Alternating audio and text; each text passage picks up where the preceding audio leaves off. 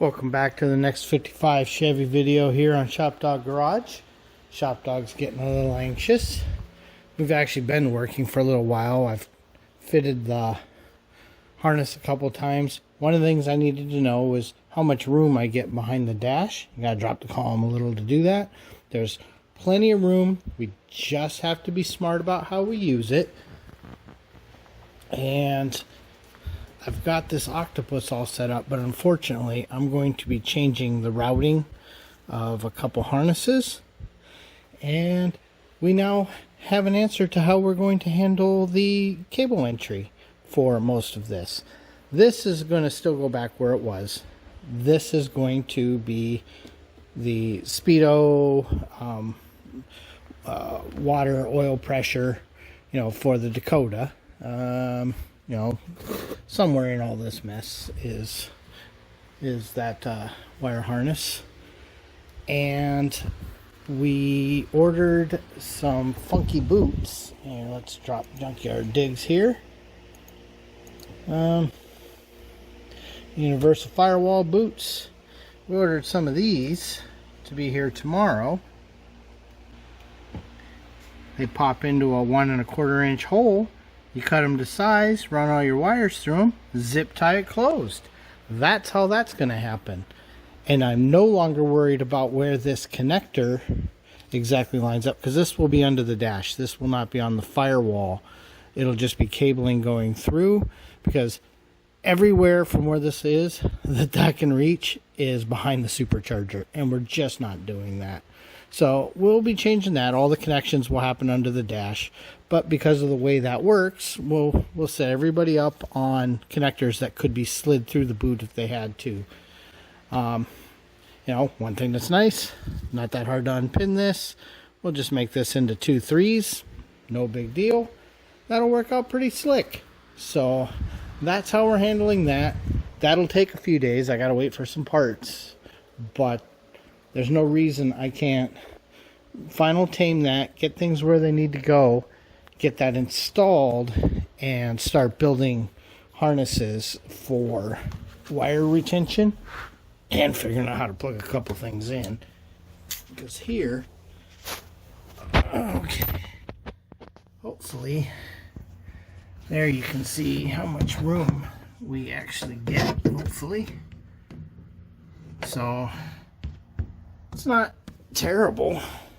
And then what we're going to do is this hole here, that will be the Dakota wire harnesses coming through that. And then back behind here, there's that hole where we were supposed to locate the plate. Well, it's already there. It's in an area where it'll work. So we'll just drill a 1 1/4 inch hole there for that boot. And that, when you look on this tape, you can see the center of that hole. Well, there you go. There's the center of that hole. So that'll work out pretty nice. Oh, and I have not been recording. It's late at night. Sorry about that. Got a little busy.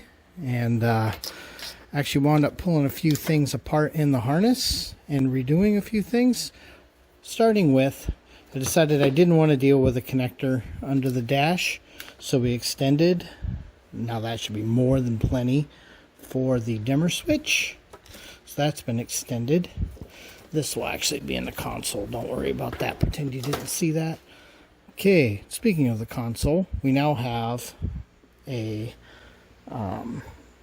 cigarette lighter, off the cigarette lighter fuse. That's for charge ports.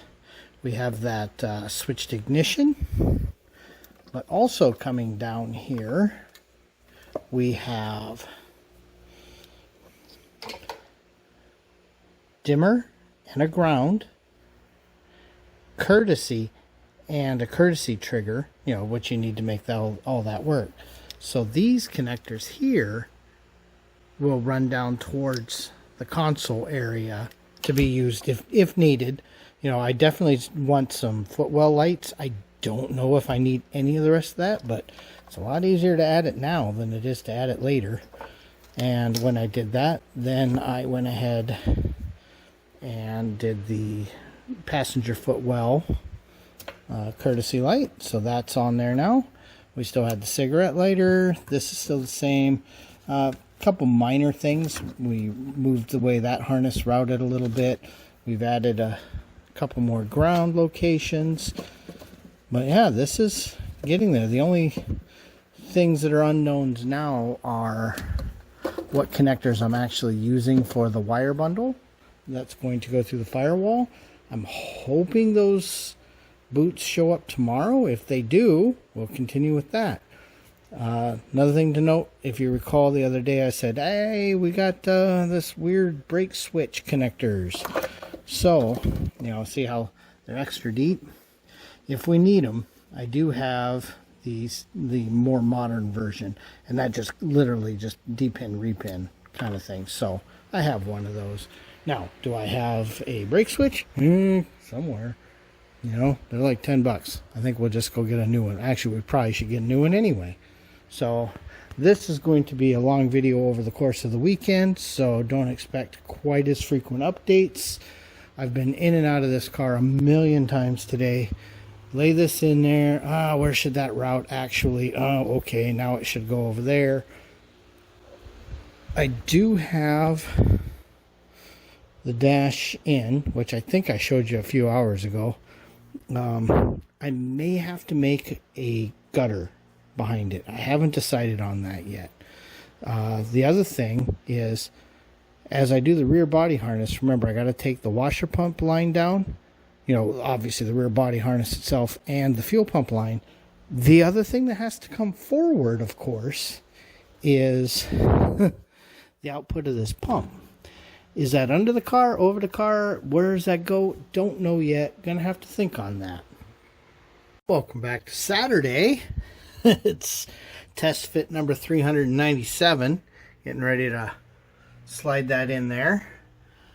And this fit is going to be all about figuring out how I'm going to plug in the harness for the light on the heater, as well as the actual heater itself. I don't know if you guys can see that, but that's really difficult to get at.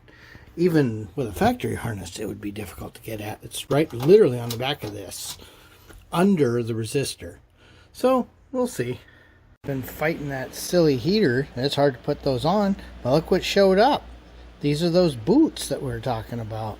So I just got to drill a hole for that. But, you know, so these wires and a couple of those wires will go through it, and then you know, beforehand you trim it to the size you think you need, and when you're done you zip tie that down with the zip tie gun. Maybe even throw a little silicone in there, if you know what I mean. And bam, that's a great freaking deal. Now this hole is probably a hair big for it. Well, let's see, maybe. I need light to see. Anyway, you can see this is obviously the ridge it's meant to go on. Actually, it looks like it's probably easier to push it from the other side. The hole right now is a much larger grommet, this size. So you can see, yeah, so we're definitely still going to have to drill a new hole, but we expected that. That's fine, because we're going to use that 4-holer right here for the Dakota stuff. Now that I finally have that heater plugged in, I wanted to show you this bracket before it went in the car. You can see there's a lot of curves and a lot of things that had to happen. Nut cert saved the day again, and we did go get better hardware on the ashtray. Put some of that door guard edge trimming on here. No wires should be touching, but just in case, you know, you drive down the road in a car like this, it's gonna move a little.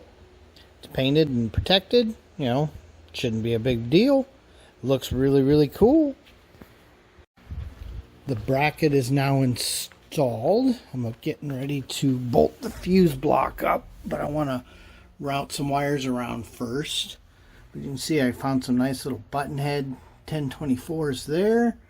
We've got nice bolts there, and that is strong. So that's how that looks. Let's see if you guys get a better view or not. Maybe. But that is pretty cool. Things are looking up. Pretty happy right now. I've got things kind of loose bundled. connectors, not necessarily where I want them, but you know, we relocated the glove box or the fuse box. So for starters, there, let's come under here, and you can see. And this one was hard to get at, so I pre-installed that one. But you can see that does not move. This is where the fuel pump relay and that little expansion for future use are probably going to wind up. They'll get zippied here, I think. The radio harness will come down. It's going to be behind the glove box itself. Here is its power feed. This goes to this red wire to provide full-time clock to, or battery to the clock. This is the speaker stuff for, we're only using just a couple speakers in there. We figured you weren't going to hear a radio in this anyway. So it's more of a neat to have kind of thing. So that's that. This is glove box light, and we'll get that terminated. Remember, it's got to come up and then into the glove box. You know, every car is a little different on how that is. This is the courtesy for over here. And then if you recall, we have these expansion connectors. They're going to sit over the glove box. And when the console's in, if we decide we want to do stuff, we can route stuff up in here. And then behind the glove box is where they'll all be connected. So that gives me lots of signals I can use there. You can see just how nicely that's in there. At least I hope you can. Cigarette lighter is plugged in. Ignition switch is plugged in. This is the courtesy for this side. I've just got it down where I can see it. It'll go across right here. If you've been watching my videos, you know bright colored zip ties are temporary. This is rear body harness. It's not where I would prefer it to be, but it is what it is.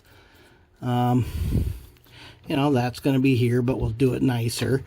This is actually going to get power here. I do have to provide a ground, so I will get that. It'll go up with the other grounds, which were right there, and now they're gone. I'll find them. They're in this mess somewhere. Anyway, we've got 3 grounds. There'll be 4. Reverse lights. I'm starting to think they're going to go through the firewall. This is the wire for the fuel pump. Obviously, I still also have to provide a wire for the squirter. This is going through the firewall. Here's our dimmer, which is, you know, remember we extended it. So now here's where the factory dimmer hole was. They were mounted on the outside. Don't think we're doing that. I think we're just going to mount a regular dimmer switch right here. Boom, boom, 2 screws. Call it good. But we'll look at that, because whatever we do here, we'll also do on the 57. Yeah, is there any other wires unaccounted for? Well, these were just my temp to run the wiper, so you know we might still use that one more time. Like I said, I got to terminate that to plug into this harness, which also needs a ground. And I did go ahead and put that on there. I haven't ordered one yet, but you know they're not that hard to get. Standard GM, and then it'll come over here and plug right on there. Like I said, that was courtesy light. I've actually got quite a few things plugged in. That thing on the heater here, that's a nightmare to get at. I don't know why they designed it that way. But one thing to note, okay, you guys are going under. That hits nothing, and that hits nothing. I don't know if you guys can see it. So nothing gets hit. That's what we're looking for. And then, you know, that's that dimmer switch. This is actually nicely rolled, which is good, because I think a lot of this stereo stuff's going to wind up pocketed back there up over the glove box. Yeah, I couldn't be happier. The thing I thought was going to be my first afternoon of just goofing around, boy, that sure was a lot more work than I expected. So this is where I thought I was going to be last Saturday. So here it is a week later, and I'm finally almost where I thought I was going to be. So we've got light switch plugged in. That, you know, it was easier to pull it out and do it because, you know, those are heavy gauge wires and they need to relax. And you'll notice once I get this all minded, I'm not going to have any clearance issues. The one thing I don't know yet, and why they're sitting out here, is where am I mounting the Dakota box? I think that's one of the next things I need to decide, because really running out of room under here. And it is a thing you want to have access to on occasion. Welcome back to ShopDog-Garage. I know this is the same video, but it's been a little while. Had company, been visiting, had some other projects. We worked a little bit on dog sled and went for a ride today. I'll show you where we're at. I'm slowly running engine harnesses through that hole that we had to drill. That was very terrifying. So that I know how thick the wiring is, so I know, well, I know I'm going to cut at least that one off. But can I get away with this one, or do I got to cut it down to this big one? Don't know. But once we have all the wires through the firewall, then we can get them bundled, get that zip tied, get that in place, and then this can be worked. At the same time, I've been working the rear body harness.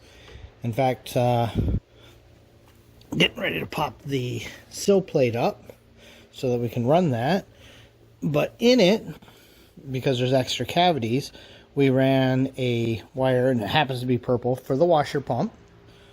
And I also ran the, we got our dome light left, right, and all that stuff. So this is going to be pretty much everything to the back except the fuel pump, which, that'll get sleeved. I'm not sure what I'm going to do on that yet. It's probably going to be abrasion sleeving. It might be tested tape. I'm not sure. I'll decide once I lay that out. So recall, rear body harness comes up in here. In fact, literally right there. I've got to add one cavity here to go to this brown one here from the wiper.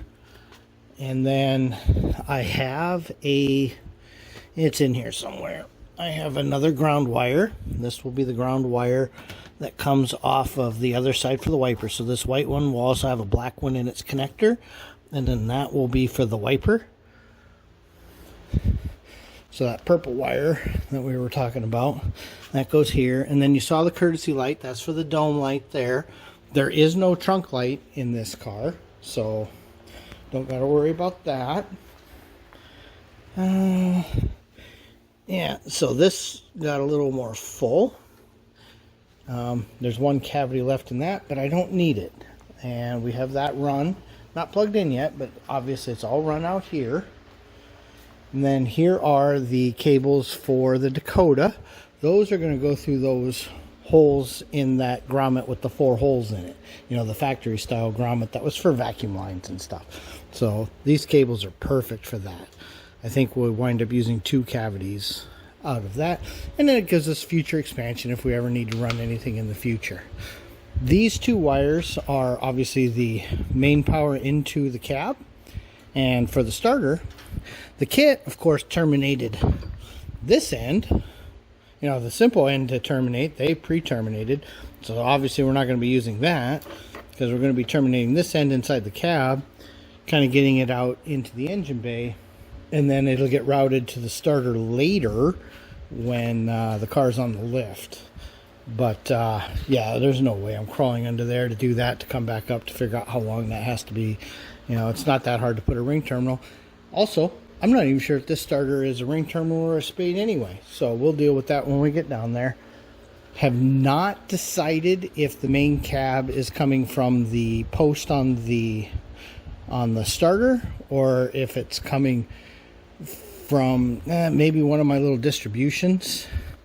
I don't know where. Well, okay, like these, except it'd probably be red. But one of these things maybe, because I only get so many terminals on the battery. Haven't decided. All I got to do for now is just get it over here, in the general area the battery is, because the battery is there, starter is there, alternator here, of course, that'll just run straight over. But that's all I got to worry about there. For the alternator, if I don't have one of my fusible link kits, I can get one. I really like to run fusible links and not those giant stupid mega fuses. I know I've complained about them a bunch of times, and I'm never going to stop. It's the worst thing American Auto Wire ever did, was go to these stupid things that are not that useful to me. So anyway, the old kits were better. Outside of that, it's kind of where we're at. Did start also mapping out the MSD. So it's the digital. It has a nice harness with a breakaway on it. So I've got to start kind of mapping out how that's going to go. Have not figured out exactly how I'm guttering wires across the back here yet, because I'm sure you noticed it's a smooth firewall.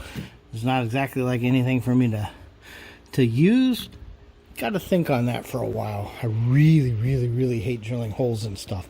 It's kind of like at some point, unfortunately, drilling a hole in that, and I'm not happy about it. But I'd rather drill it in this than down here. So, but we'll deal with that when we get there. That's engine-based stuff. That's a separate project from what we're doing now. We're still under dashing it. I've still got to install the driver's courtesy light, and I still haven't decided where the gauge module is going. It's kind of tight. Where I wanted to put it, it won't go.